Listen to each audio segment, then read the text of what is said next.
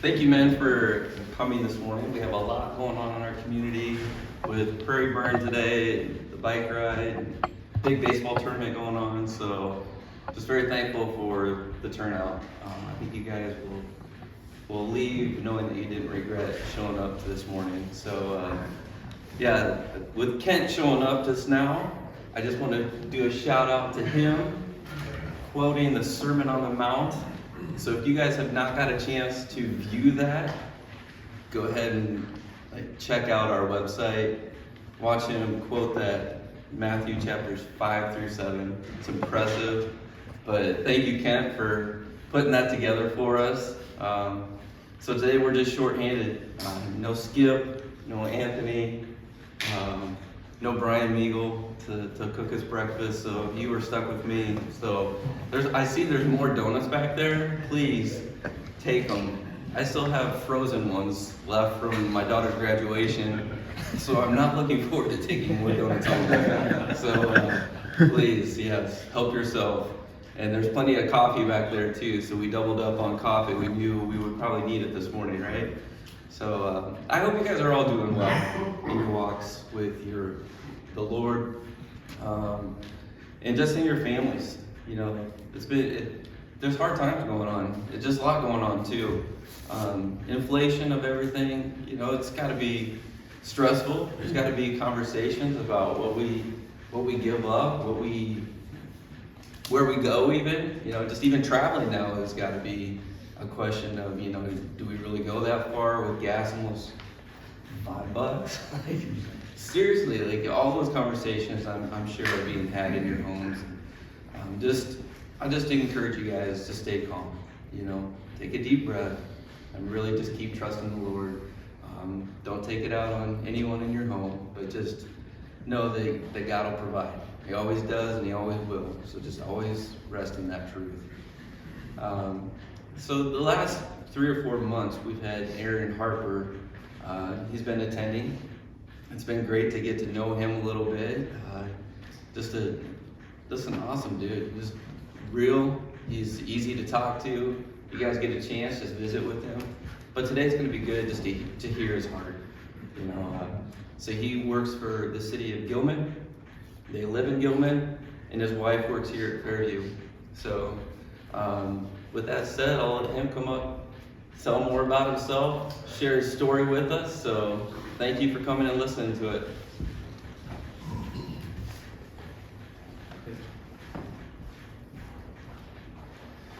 So as Nate said, my name is Aaron Harper. So I'm a husband, I'm a dad, most importantly I'm a Christian.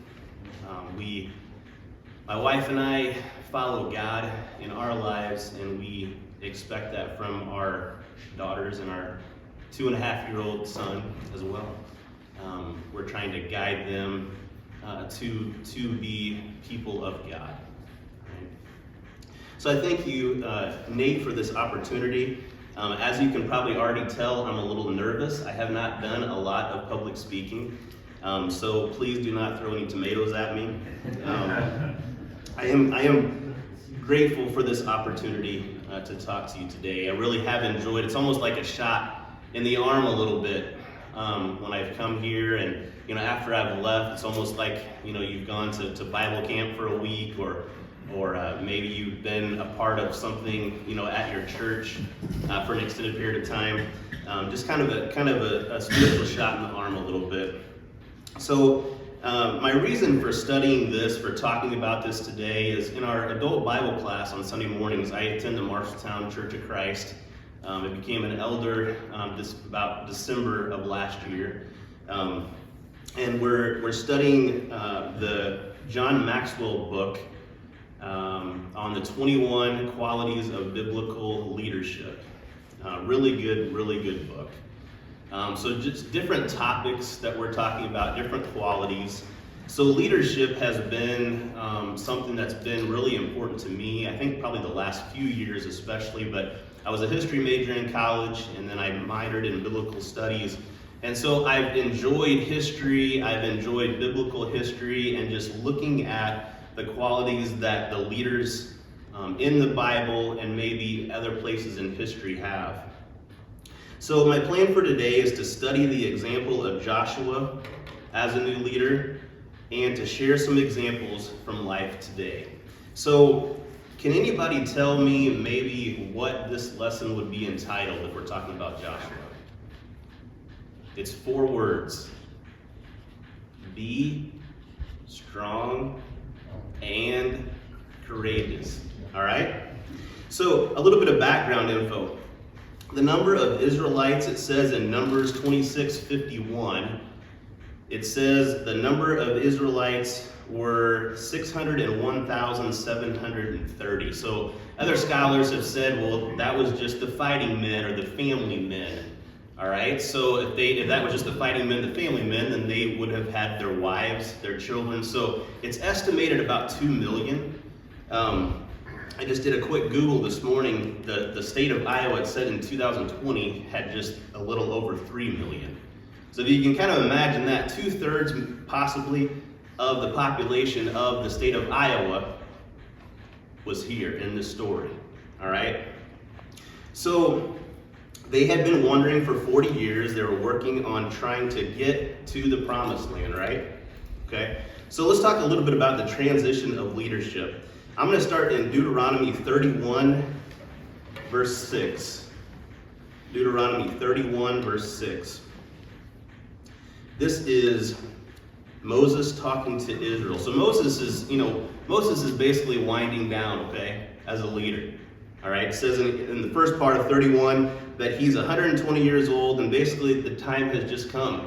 God's told him that he's not going to pass over the Jordan. Okay, so 31:6 says, "Be strong and of good courage. Do not fear nor be afraid of them. For the Lord your God, he is the one who goes with you. He will not leave you nor forsake you." All right, in the next verse, Moses is talking to Joshua. Okay, Moses called Joshua and said to him in the sight of all Israel, "Be strong and of good courage, for you must go with the people to the land which the Lord has sworn to their fathers to give them, and you shall cause them to inherit it." All right? And then 31:23 says, which at that time it was actually God talking to Joshua. So God is basically making a charge to Joshua. Okay? So 23 is, "Then he inaugurated Joshua the son of Nun and said, 'Be strong and of good courage, for you shall bring the children of Israel into the land of which I swore to them, and I will be with you.'" Now I'm using the New King James Version, so it says be strong and of good courage, but we know what that means. Be strong and courageous is a different version, okay? So they were at the Jordan. They were needing to cross it, okay? So Joshua 1:5-8, a few chapters later in a new book, Joshua 1:5-8, 5-18. "No man shall be able to stand before you all the days of your life. As I was with Moses, so I will be with you. I will not leave you nor forsake you. Be strong and of good courage, for to this people you shall divide as an inheritance the land which I swore to their fathers to give them. Only be strong and very courageous, that you may observe to do according to all the law which Moses my servant commanded you. Do not turn it from the right or the left, that you may prosper wherever you go. This book of the law shall not depart from your mouth, but you shall meditate in it day and night, that you may observe to do according to all that is written in it. For then you will make your way prosperous, and then you will have good success. Have I not commanded you? Be strong and of good courage. Do not be afraid nor be dismayed, for the Lord your God is with you wherever you go." And then the order to cross the Jordan. "Then Joshua commanded the officers of the people, saying, 'Pass through the camp and command the people, saying, prepare provisions for yourselves, for within 3 days you will cross over the Jordan to go in to possess the land which the Lord your God is giving you to possess.' And to the Reubenites, the Gadites, and half the tribe of Manasseh, Joshua spoke, saying, 'Remember the word which Moses, the servant of the Lord, commanded you, saying, the Lord your God is giving you rest and is giving you this land. Your wives, your little ones, and your livestock shall remain in the land which Moses gave you on this side of the Jordan.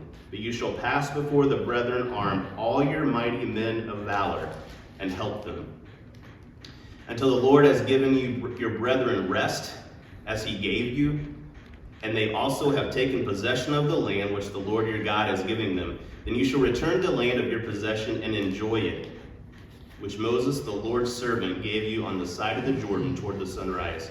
So they answered Joshua, saying, all that you have commanded us we will do, and wherever you send us we will go. Just as we heeded Moses in all things, so we will also heed you. Only the Lord your God be with you as he was with Moses. Whoever rebels against your command and does not heed your words, and all that you command him, shall be put to death. Only be strong and of good courage. So how many times did you hear that in this section? Not in Deuteronomy, but how many times did you hear be strong and of good courage? Anybody offhand? 3 or 4. 3 or 4? Okay, so 3 or 4. Okay, the 3 is when God was telling Joshua. Okay, in verse 6. Be strong and of good courage, for to this people you shall divide as an inheritance the land which I swore to their fathers to give them. Verse 7, only be strong and very courageous, that you may observe to do according to all the law which Moses my servant commanded you. And then in verse 9, have I not commanded you, be strong and of good courage, do not be afraid nor be dismayed, for the Lord your God is with you wherever you go. And the 4th one, thank you Ed, is verse 18, when the people responded back. Whoever rebels against your command and does not heed your words, and all that you command him shall be put to death. Only be strong and of good courage. So why would Joshua have had that trepidation at that time of what he was being asked by God to do? Why would he have had that, you think?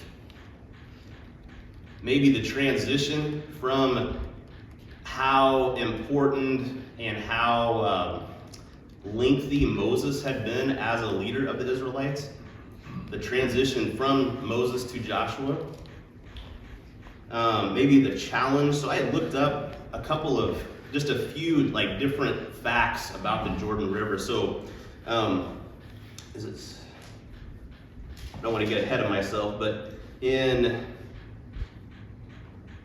chapter 3, verse 15, it talks a little bit about the flood stage, that the Jordan River was at a flood stage. So at the flood stage, where they were actually planning on entering was about a width of 55 feet or so. And in a flood stage, it would have been closer to like double that, okay, 110 feet or so. So you're talking about not just the length of it, but the width, the depth, everything was going to be at a different level.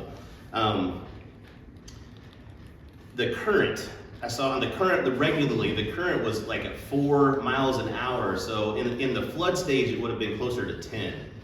Okay, so he's there thinking about what that challenge is that God has given him, is that he's got to get 2 million possibly people over this river. All right, and all the challenges that are going to be entailed with that. So what was God's message? To be strong and courageous, okay, in the face of that challenge, okay?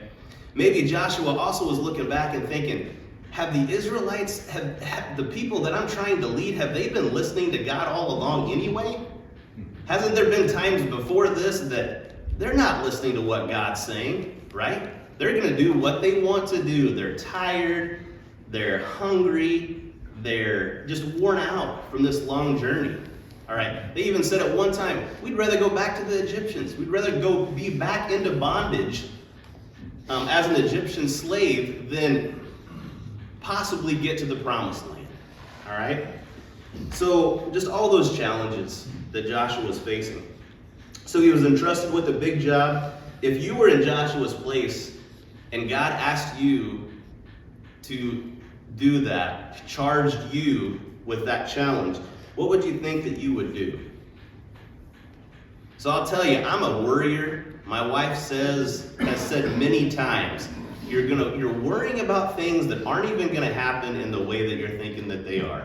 And she's been right every time, guys. Okay? I'm not very good with details.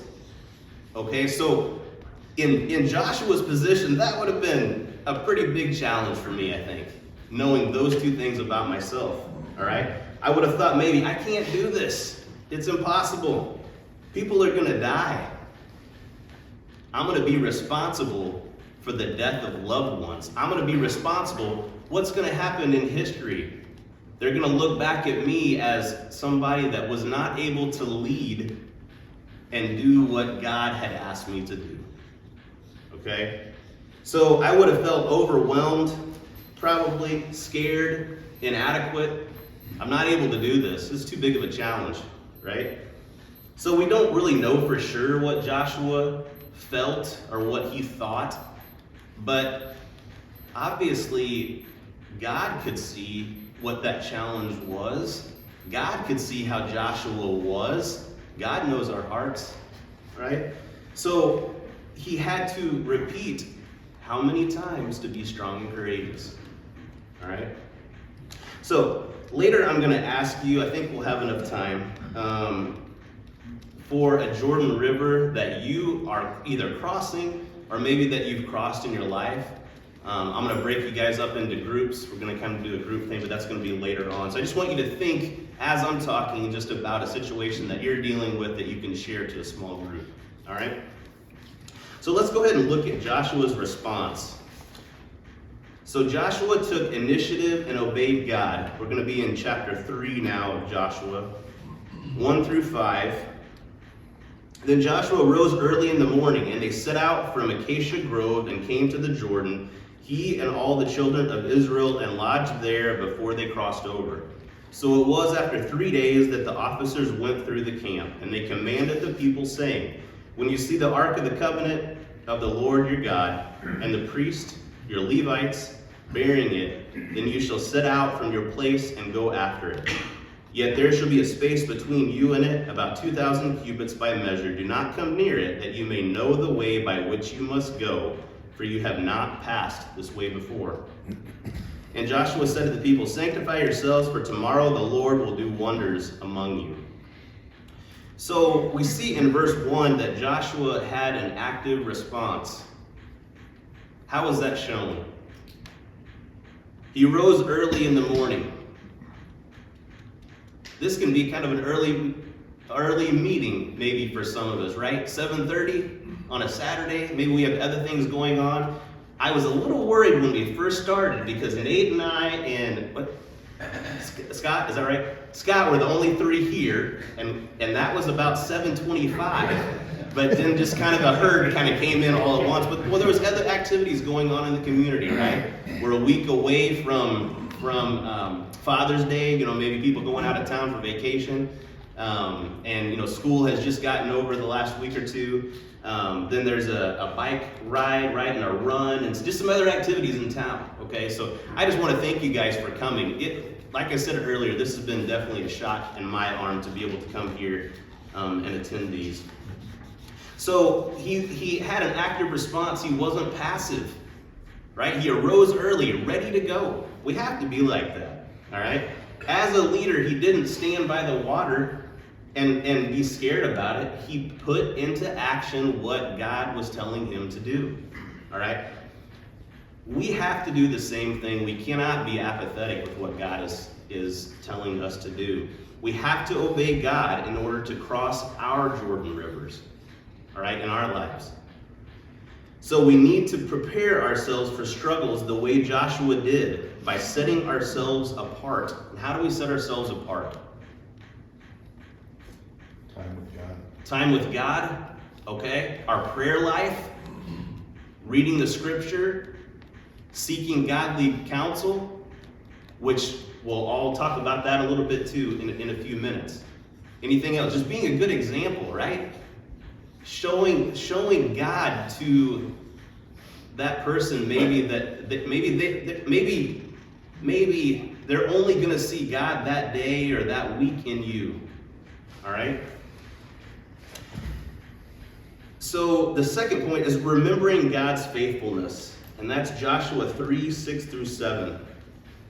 Then the Lord said to Joshua, "This day I will begin to exalt you in the sight of all Israel, that they may know that as I was with Moses, so I will be with you. You shall command..." I started in 7. We'll go back to 6. Then Joshua spoke to the priests, saying, "Take up the Ark of the Covenant and cross over before the people." So they took up the Ark of the Covenant and went before the people. And the Lord said to Joshua, "This day I will begin to exalt you in the sight of all Israel, that they may know that as I was with Moses, so I will be with you." So this is a new situation, but it's the same God, right? So why would God remind Joshua that he had been with Moses? Maybe to encourage him. You know what this man has done for these people. You have been there. I'm with Moses. I was with Moses. I'm going to be with you. Okay? Or to just maybe have him remember that God delivered and God is faithful. So when we're facing our Jordan rivers, it's important maybe to look back on some examples maybe that we see of others. And this is where Ed and Mr. Ronan, I have to call you Mr. Ronan, will come in a little bit. So I'll go back to, so Ed Dudak is here, and I think probably several people know Ed. So Ed is a member where we attend in Marshalltown. And he came in November, is that right, last year? Yeah. And spoke here. So several people probably know his story. To summarize, a pretty big health scare at the end of 2020, okay? And I know we were praying and many people were praying about his recovery and just how difficult that was, for him physically, for his family, for our church family. And then I have to say Mr. Ronan so Mr. Ronan, his name is Sam Ronan. All right, he is a science teacher at the middle school at East Marshall, okay, in Gilman. And he has been the 5th and 6th grade teacher, right, for the last few years, but now it's going to be 7th and 8th, is that right? Okay, so when he was a first-year teacher, I was subbing there, okay, and also working for the Postal Service at that time, so subbing, and so I was in his classroom some. I'm telling you, just the challenge of, at a young age, taking on that challenge of not only teaching these kids, but being able to handle a classroom with several unruly teenagers, all right? And doing that in a godly way, all right? So both of these guys, for their various reasons, have been a big inspiration to me, and I'm glad you guys are here today. And I'll tell you a little bit more about my story. I won't get into a whole lot of detail, but so my first wife and I met in college. We got married in 2001. Moved out to California where she was from. In 2011, moved back with our 2 daughters to Missouri to be closer to my family. A couple of years after that, she was killed in a car accident with a friend. And I'll tell you that probably the hardest thing that I've ever done at this point in my life is to tell my 6 and 8-year-old daughter that mom wasn't coming home. All right? So we say all of those things, okay, that is not about us as people. That's about what God has done in those situations and what God continues to do in those situations with us and with all of you. So when God gives us a clear direction, we take it, okay? We tell the people that are following us what God has directed for us. So we'll go back to Joshua 3, 8 through 13. Joshua 3, 8 through 13. You shall command the priest who bear the ark of the covenant, saying, when you have come to the edge of the water of the Jordan, you shall stand in the Jordan. So Joshua said to the children of Israel, come here, and hear the words of the Lord your God. And Joshua said, by this you shall know that the living God is among you, and that he will without fail drive out from you the Canaanites, and the Hittites, and the Hivites, and the Perizzites, and the Girgashites, and the Amorites, and the Jebusites. So, reading that verse, an additional part of this challenge was the people realized, Moses had told them earlier in Deuteronomy, you're going to cross the river, but what's going to happen? You're going to have another challenge, right? You're going to have the challenge of war, all right? There's these people on the other side that don't like you. They don't like what you're trying to do, okay?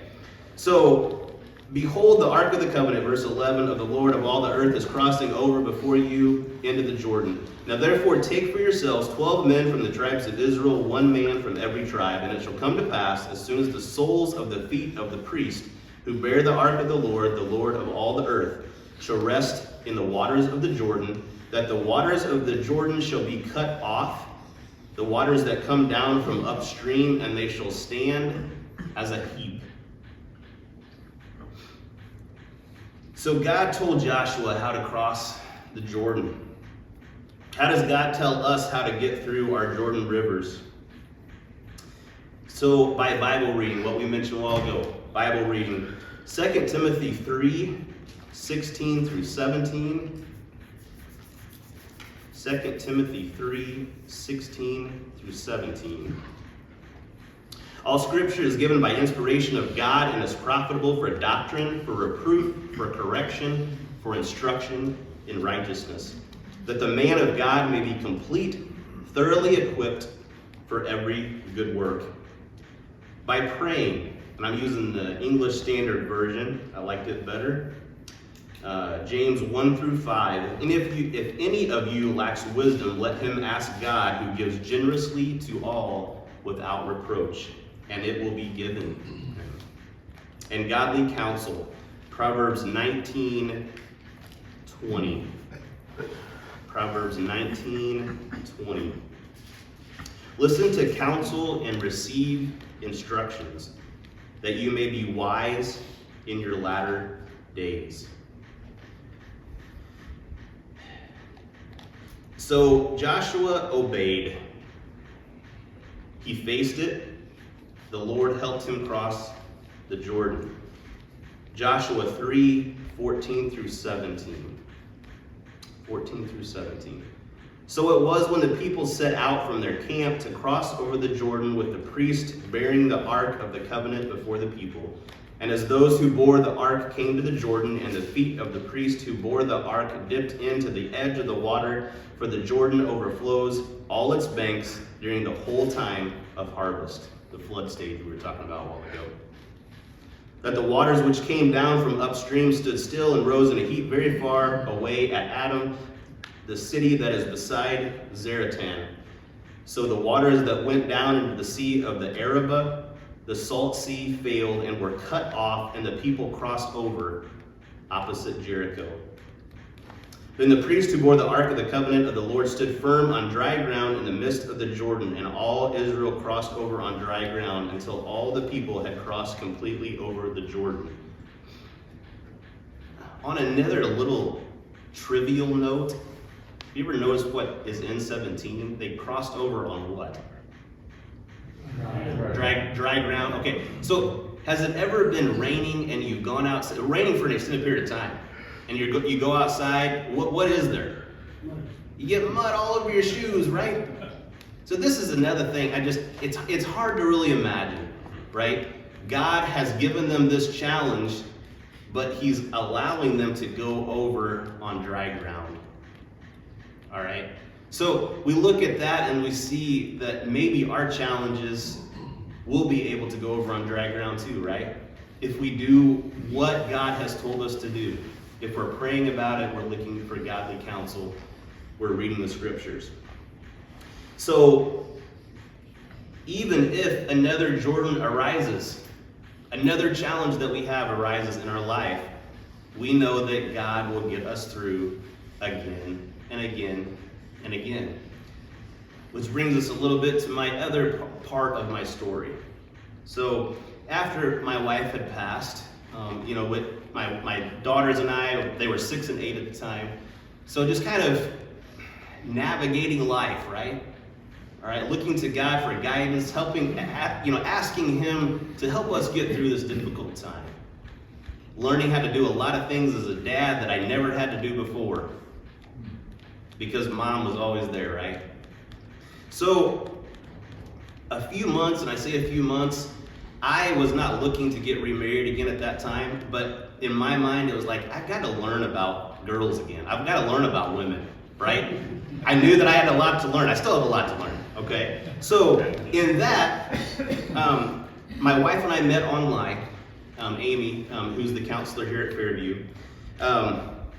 And so that was 2015. So that was about a year and 3 or 4 months after my first wife had passed. We got married, we moved here, moved to Gilman. She had lived in Gilman for a few years at that point. And in 2016, we were on a trip to Chicago, downtown Chicago. She gets a call from one of her doctors who says that we need you in Iowa City like now, basically.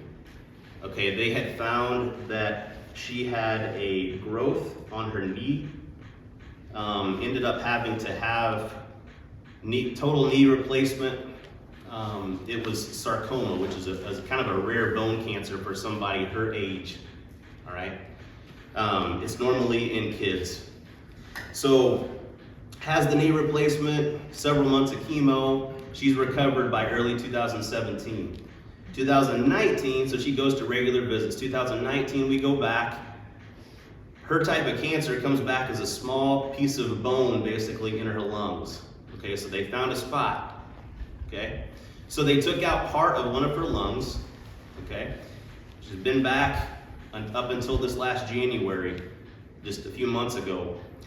Everything, all the scans had been clean and everything. They find another spot in her lung at that time. So they say, we want you to come back in April, and we'll kind of see, from that point what's going to happen. So in April she goes back. They tell us to come back in 6 weeks. The spot had gotten bigger, but we'll come back, do more scans and everything, and we'll just see, make sure it hasn't gotten any bigger at that point, that it hasn't spread.